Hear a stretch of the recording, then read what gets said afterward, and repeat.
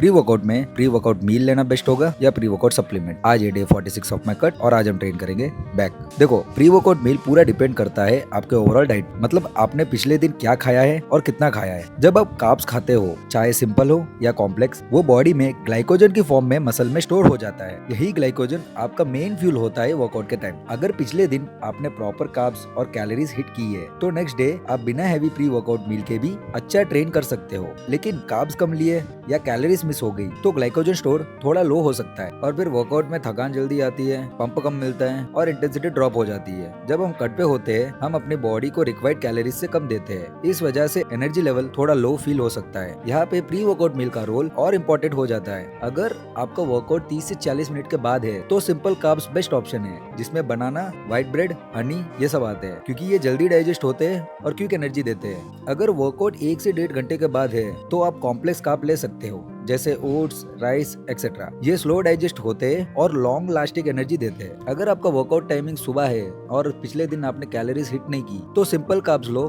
ताकि ग्लाइकोजन थोड़ा top up हो जाए और तुरंत एनर्जी मिल जाए। शाम को वर्कआउट कर रहे हो और दिन भर का मील ले चुके हो तो यूजुअली आपके ग्लाइकोजन लेवल्स ठीक होते हैं, तो यहाँ पर आपको प्रॉपर प्री वर्कआउट मील लेने की कोई जरूरत नहीं है। अगर प्री वर्कआउट सप्लीमेंट लेना ही है तो ट्राई करो कि कैफीन फ्री प्री वर्कआउट हो, वरना स्लीप डिस्टर्ब हो सकती है। टू बी ऑनेस्ट, मैं ज्यादा प्री वर्कआउट कंज्यूम नहीं करता, क्योंकि मैं रोज अपनी रिक्वायर्ड कैलोरीज और कार्ब्स हिट करता हूँ। इसलिए सुबह में या तो ब्लैक कॉफी या प्री वर्कआउट सप्लीमेंट यूज करता हूँ। इवनिंग में मैं सप्लीमेंट प्रीफर नहीं करता, मील बेटर ऑप्शन लगता है। ओके, सुबह का प्री बनाकर हम ट्रेनिंग के लिए निकले।